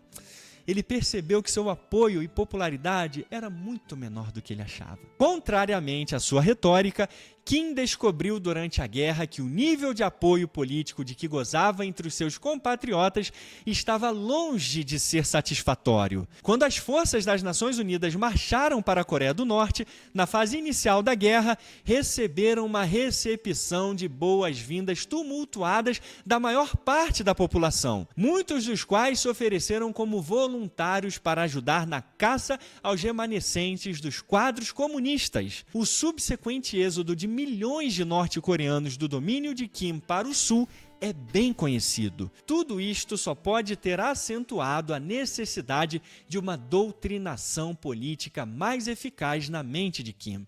Ou seja, basicamente, se hoje os Estados Unidos invadir a Coreia do Norte, o povo se vira contra os caras, mano. Não Não tem outro pensamento. Basicamente, Estados Unidos acorda, vamos livrar o pessoal lá da Coreia do Norte? Aí comunica, Estados Unidos está se preparando para um ataque à Coreia do Norte para a libertação do povo coreano. Outro dia o pessoal tá festejando na rua. E olha se eles não se juntar ainda no exército para ir lá e matar o cara ainda. Kim percebeu que doutrinou foi pouco, precisava ter doutrinado muito mais para os norte-coreanos abraçarem a causa comunista. Agora você vê, quando os americanos chegaram, um monte de norte-coreanos até se ofereceram para caçar comunistas, meu Deus do céu. Isso, Felipe, os consultores dele não te contam, né? Que salvou o povo norte-coreano da conquista do Sul foi a chegada de 2,5 milhões de soldados chineses. Não o povo norte-coreano. Mas eu sei que isso acaba com a fantasia revolucionária da luta do povo contra o mal. Mas o povo é muito mais complicado do que revolucionários de apartamento pensam. Na maior parte das vezes, a utopia só existe na cabeça deles. E eles projetam isso pro povo sem o povo querer e nem saber. E nem as reformas agrárias que o Felipe falou com tanto gosto que foram feitas lá na Coreia do Norte impediu milhões de pessoas de fugirem daquela ditadura brutal. Aliás, abre as fronteiras da Coreia do Norte por um dia só, pra gente ver uma coisa. Quem quer manter o povo preso naquela prisão a céu aberto é o governo norte-coreano, porque se abrir, só sobra o Kim e a sua família. Se bobear, até a filhinha de Kim Jong-un foge para assistir um show de K-pop. Sintam o fervor dele falando dos comandantes norte-coreanos. Após conquistar Seul, os comandantes norte-coreanos acreditam que as forças da Coreia do Sul vão ser dizimadas rapidamente. Porém, os sul-coreanos recuam para o sul e continuam lutando. Parecia que seria fácil, mas não foi. Mesmo porque soldados ocidentais começam a entrar na guerra. Não, vem cá, colega, vem cá. Você realmente achou que os Estados Unidos iam ficar parados só manipulando e dando ordens enquanto a União Soviética colocava a Coreia na sua zona de influência? Você realmente achou isso? Claro que não. O ponto é que a ONU convoca os seus membros para defender a Coreia do Sul porque está seguindo as orientações do governo dos Estados Unidos. Essa foi uma das decisões mais ágeis da história da ONU, com uma resolução que foi elaborada e aprovada muito rápido. E mesmo assim, os Estados Unidos não conseguiram esperar, porque hoje se sabe que as tropas estadunidenses entraram em conflitos antes da resolução ser aprovada. Sabe por que os Estados Unidos entram tão rápido na guerra assim? Porque eles sabiam que os soviéticos estavam entrando também. Os americanos já tinham interceptado inteligência sobre o envolvimento massivo soviético e chinês na guerra. Mas olha só que interessante isso aqui. Todas as partes resolveram manter isso em segredo para não haver um confronto direto entre eles e talvez estourar até uma terceira guerra mundial. Mas aí, quando a União Soviética caiu e os pesquisadores tiveram acesso às fontes, eles descobriram que Stalin tinha aprovado a invasão e pretendia enviar mais de 70 mil homens para a guerra. Mas no vídeo do Nostalgia, a gente aprende que os imperialistas invasores eram só os americanos, os soviéticos não eram. A versão oficial é que os Estados Unidos entram na guerra porque a ONU manda defender a Coreia do Sul. Mas a verdade é que a ONU manda defender a Coreia do Sul porque os Estados Unidos fazem questão de entrar na guerra. Quem foi que chamou os Estados Unidos para esse rolê mesmo? E quem foi que chamou a China? Ué, não te contaram que quem implorou ajuda americana tinha sido o presidente do país que estava sendo brutalmente invadido? Quem chamou a China e a União Soviética? O presidente sul-coreano Syngman Rhee. Deixa eu te mostrar aqui a obra O Esforço Sul-Coreano de 70 anos para a Política Externa, publicada pela editora acadêmica Palgrave Macmillan. O time de professores sul-coreanos explicam pra gente aqui na página 101 que assim que o norte invadiu, o presidente Rhee pediu imediatamente ajuda. O presidente Rhee fez esforços diplomáticos durante a guerra para ganhar apoio das Nações Unidas e dos Estados Unidos para salvar a nação em risco. Como parte do esforço diplomático, o presidente Rhee enviou o embaixador Chang Myon para pedir ao presidente Truman que fornecesse ajuda militar à Coreia. Quem foi que chamou os Estados Unidos para esse rolê mesmo? Conta pra gente, nós queremos saber. Ah, é? Ninguém! Foi só o presidente da Coreia do Sul só. Ou será que ele está sugerindo que era para a Coreia do Sul se deixar ser conquistada pelo Norte? É mesmo. Mas olha que legal isso aqui. Sabe quem concorda que, na verdade, a interferência americana era fraquíssima no Sul? um artigo citado no vídeo do Nostalgia. Uma fonte citada no vídeo contradiz escancaradamente a argumentação central que ele apresenta para justificar a invasão da Coreia. A Guerra da Coreia foi iniciada pelo Norte para libertar o Sul dos imperialistas americanos. Olha como o próprio artigo dele vai desmantelando esse espantalho, provando justamente o contrário. Olha aqui a partir da página 4, o professor destruindo essa propaganda comunista repetida no vídeo. A posição estratégica levou quase inevitavelmente ao apoio chinês e soviético da ofensiva norte-coreana contra a República da Coreia. A indecisão dos Estados Unidos de estabelecer e conduzir políticas estrangeiras na extrema Ásia provaria ser um outro fator crítico em criar as condições para a guerra na Coreia. Ou seja, a indecisão americana em manter a sua presença política e militar na Coreia do Sul é que facilitou toda essa movimentação norte-coreana para criar a guerra. Página 5, o professor mostra que assim que a guerra terminou e os americanos e os soviéticos assinaram o Tratado de Potsdam e concordaram com a divisão da Coreia no paralelo 38, os soviéticos correram para a Coreia em agosto, enquanto os americanos só chegaram em setembro. Vai vendo aí qual imperialista estava com mais pressa na corrida pela Coreia. Agora olha só como o mesmo artigo compara a postura soviética e americana em relação aos exércitos das suas respectivas Coreias. Enquanto os conselheiros soviéticos se concentravam em construir e treinar o exército popular novato da Coreia do Norte, os 500 homens do Grupo Consultivo Militar Coreano-Americano dedicaram seus esforços em desenvolvimento no sul de uma força policial coreana para manter a segurança interna. De acordo com John Mucho, embaixador americano na Coreia de 1949 a 1952, muito pouco foi feito no treinamento e organização de militares, um exército ou marinha. E aí, de acordo com a própria fonte que o Nostalgia usa, qual dos dois países imperialistas estavam preparando mais as suas Coreias para a briga imperialista deles? Calma que o artigo continua refutando o próprio vídeo que citou ele, mas agora vai ficar ainda mais feio. Olha aqui na página 6. Cada Coreia alegava ser o legítimo governo da Coreia e defendeu a reunificação forçada. Para tanto, a Coreia do Norte recebeu novos equipamentos e desenvolveu suas capacidades sob a tutela soviética. O exército da Coreia do Sul, no entanto, permaneceu uma força apenas no nome. Já em 1947, Washington estava procurando uma maneira de sair da Coreia. Já em 1947, 3 anos antes da guerra começar, os Estados Unidos estavam querendo meter o pé da Coreia. E tem mais, meus amigos. Era do interesse dos Estados Unidos garantir que a Coreia do Sul permanecesse incapaz de conduzir operações de combate ofensivas. Uma Coreia do Sul sem dentes seria incapaz de iniciar uma guerra com o Norte, permitindo aos Estados Unidos retirarem suas forças pacificamente. O presidente Truman, durante a Guerra da Coreia, afirmou em suas memórias que a sua decisão a favor da retirada americana da Coreia do Sul foi baseada, em parte, no seu desejo de evitar o envolvimento dos Estados Unidos em discussões políticas entre a Coreia do Sul e a Coreia do Norte. E o cara ainda tem coragem de dizer que essa guerra da Coreia era uma guerra dos Estados Unidos. O Norte estava armado até os dentes. Os Estados Unidos queriam tanto uma guerra que praticamente desarmaram seu maior aliado na região. Viu como o argumentaço comunista é lógico na cabeça deles.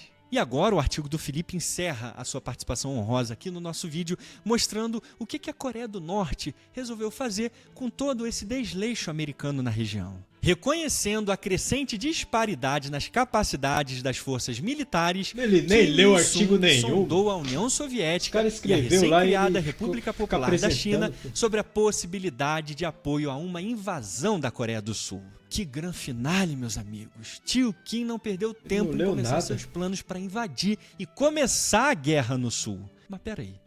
O Castanhari não disse no vídeo dele que a invasão do Norte era uma guerra de libertação da Coreia contra o imperialismo americano?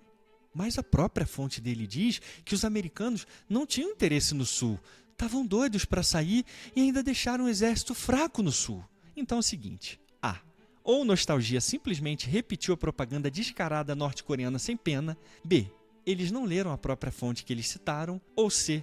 Todas as alternativas anteriores. Marque a opção correta nos comentários.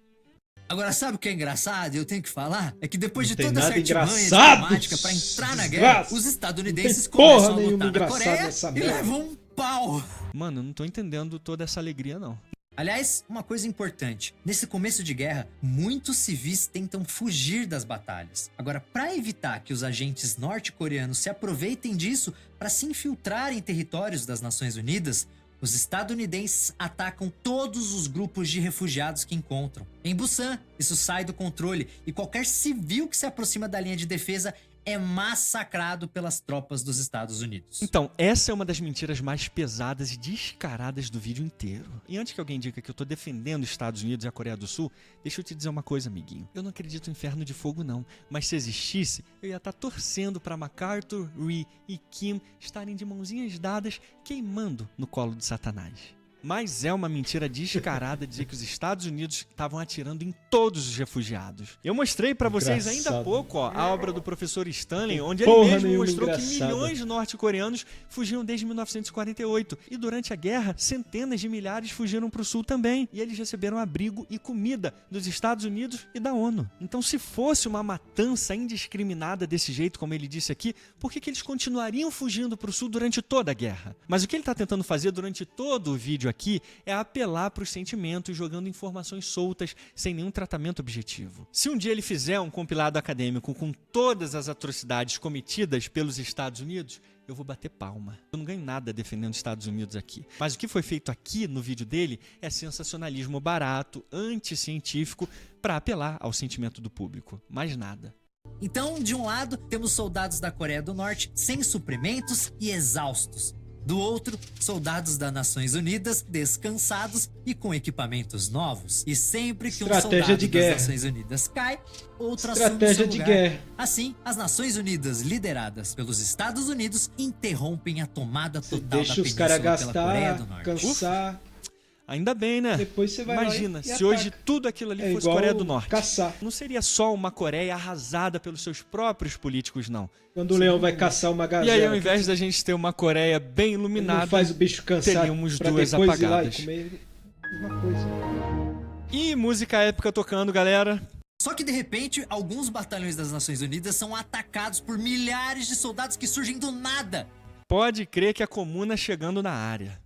Mas vem cá, esses soldados, eles não parecem ser norte-coreanos, não. Peraí.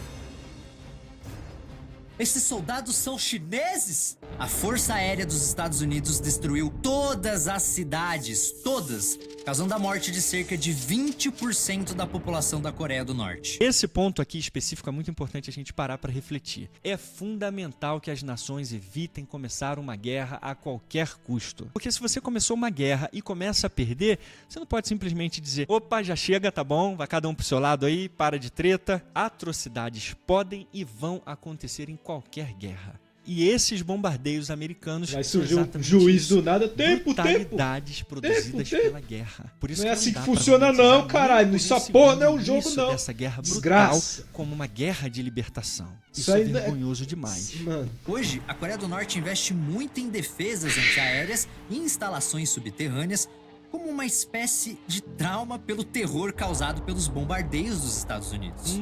Entendi. Então o governo norte-coreano age assim por causa do trauma da guerra que ele próprio causou, né?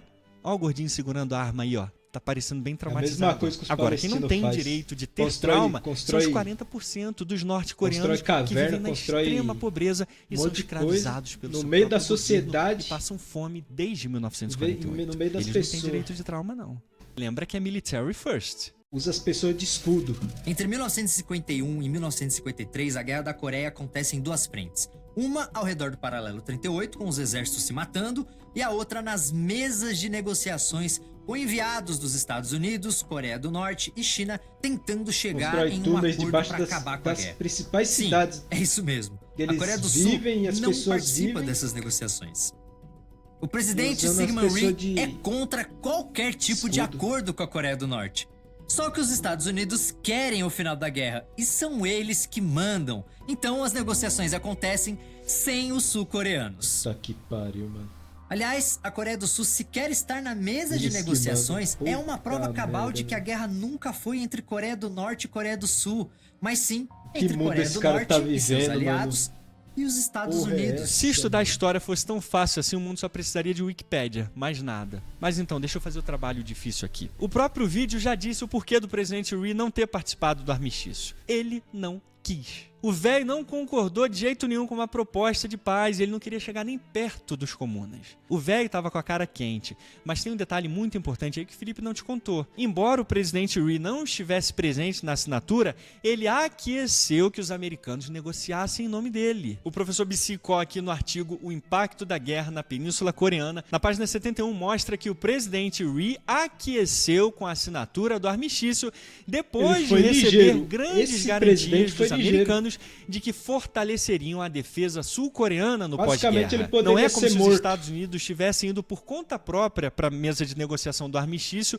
like a boys, ignorando a participação do presidente sul-coreano. cara Não. O poderia presidente Rhee não aproveitar quis de participar matar o pessoalmente e assinar o armistício, mas ele presidente da concordou Coreia do com a Sul. garantia e a pressão dos americanos que o armistício seguisse. Aliás, o Felipe diz que o fato dos americanos terem assinado o tratado é justamente a prova de que a guerra era dos Estados Unidos. Isso já foi dizimado aqui no vídeo, mas na verdade é totalmente o contrário. O fato do Rhee querer continuar a guerra e os Estados Unidos não, só prova que desde o início os Estados Unidos não queriam guerra. As provocações e a invasão começou do norte para o sul, e se dependesse do sul, continuaria até o norte. É bonitinho querer tirar o protagonismo das Coreias nesse conflito para jogar pro malvadão americano. É mais seguro para beautiful people. Mas, historicamente falando, isso pega mal pra caramba. Mas olha que curioso isso aqui. A Coreia do Norte estava presente no acordo. Mas sabe quem liderou a assinatura do armistício? A China, não a Coreia do Norte. A Coreia do Norte teve um papel secundário no armistício. Vamos para mais artigo aqui.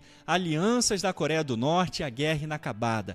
A partir da página 234, a gente vê como que a China ditava as negociações para o armistício. E por isso o autor mostra aqui na página 235 que Kim Il-sung teve um papel secundário no armistício. E que, embora tivesse contato frequente com Kim, era Mao que controlava as negociações do armistício e regularmente consultava Stalin. O governo norte-coreano foi criado pela União Soviética antes da guerra e durante a guerra continuou sendo um peão nas mãos das potências comunistas. Mas o que esse vídeo do Castanhari contou pra gente? Os malvadões imperialistas americanos foram para a mesa de negociação sem a presença da Coreia do Sul. Então, depois de tudo isso, se você ainda acha que a guerra não foi criada e causada pelas duas Coreias, assiste de novo o vídeo. E se você continuar achando isso depois de assistir, assiste de novo. E se você continuar achando isso depois de assistir de novo, faz Assiste uma de oração novo. a Deus que ele te ajuda.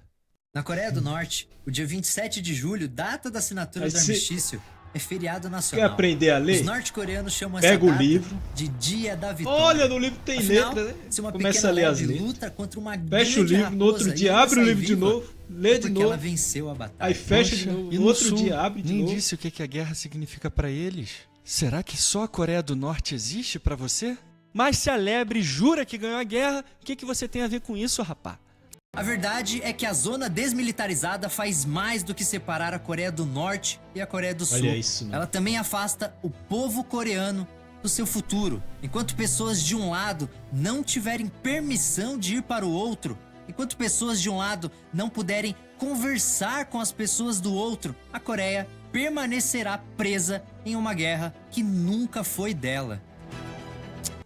A guerra foi Puta dela, que mano. pariu, mano. Foi muito dela, sim. Foi da Coreia do Norte demais. Mas sabe quem sempre teve esse mesmo vitimismo? O governo da Coreia do Norte. Não conseguiram conquistar o Sul, tomaram na cabeça como os invasores que foram. O Sul lutou para não ser dominado pelos comunistas, mas a culpa é de quem?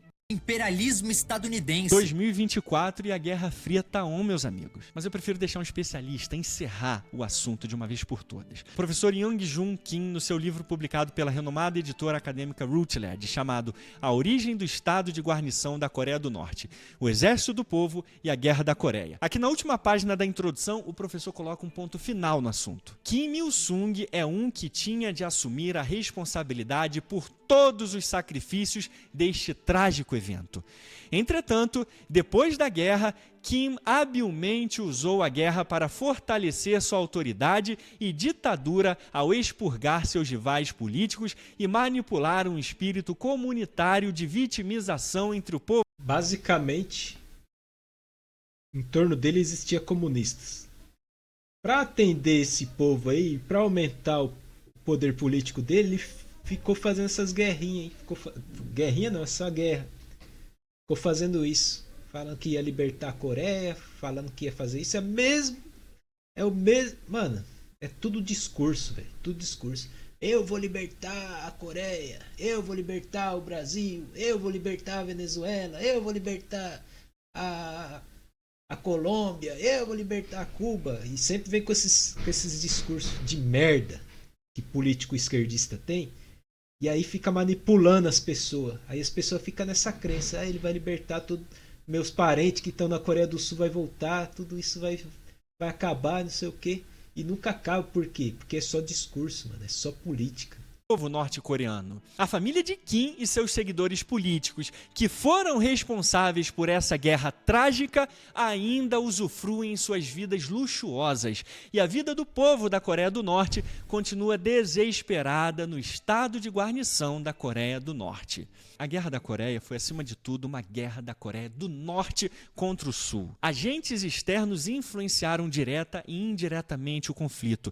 E todos esses que cometeram crimes de guerra devem ser corretamente responsabilizados e condenados por isso. Mas o topo da lista deve ser reservado diretamente a Kim Il-sung e os norte-coreanos que iniciaram essa guerra fratricida maldita. Hoje a Coreia do Norte é herdeira da mesma mentalidade violenta e brutal contra o seu próprio povo que começou em 1948 com Kim Il-sung. De acordo com a Global Slavery Index, que é uma das maiores organizações de combate à escravidão moderna, a Coreia do Norte é simplesmente o país campeão do mundo onde o povo mais sofre com alguma forma de escravidão moderna. A Coreia do Norte está em primeiro lugar no ranking global como o país mais escravocrata do mundo e também está em primeiro lugar entre os governos que menos fazem para proteger seu próprio povo desse mal. De acordo com o órgão, a cada 1.000 pessoas na Coreia do Norte, impressionantes 104 pessoas sofrem alguma forma de escravidão moderna. Num total de 2.696.000 pessoas. E sabe por que o governo não faz nada? Porque é o próprio governo que escraviza o seu próprio povo. A violência e a coerção brutal dos norte-coreanos fez parte do nascimento da sua nação e se consolidou na Guerra da Coreia. Portanto, a única coisa que dá para sentir de qualquer produção que faça apologia às ações daquele Estado escravocrata e assassino que desde a sua criação brutalizou e continua brutalizando a vida de milhões de pessoas para uma elite continuar no poder é vergonha.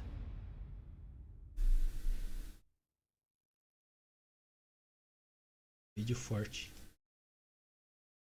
Ótimo vídeo. Razão de arma, mano. Vamos ver quantas curtidas já tem já no vídeo. É que pros norte-coreanos, Ai, lixo. 28.000.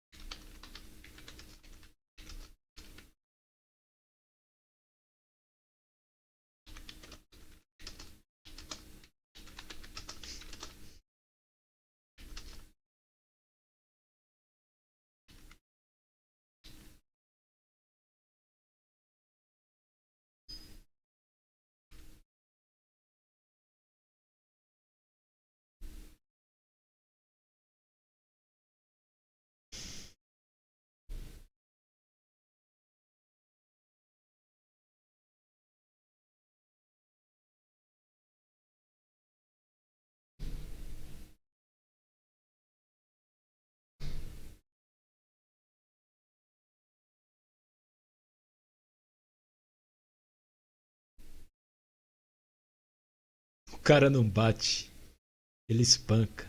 O cara não fala, ele humilha.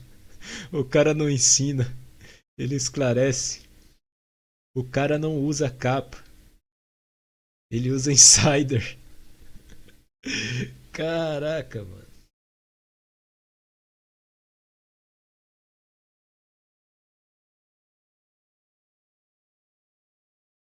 Tiago, o que você faz pelo país é de utilidade pública.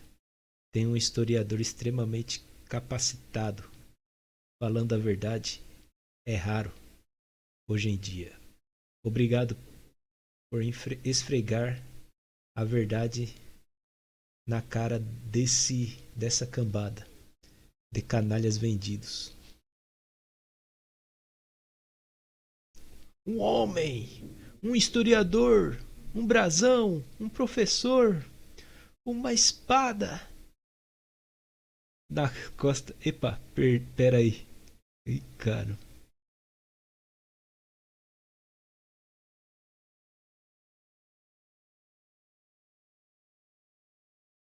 Isso pra mim nem é um vídeo resposta, pra mim é um professor corrigindo um trabalho mal feito pelo aluno rebelde de camisa de Che Guevara. Basicamente o que aconteceu na Coreia nas Coreias, né? Na Coreia é o que tentaram fazer aqui no Brasil. Só que não deu muito certo, né?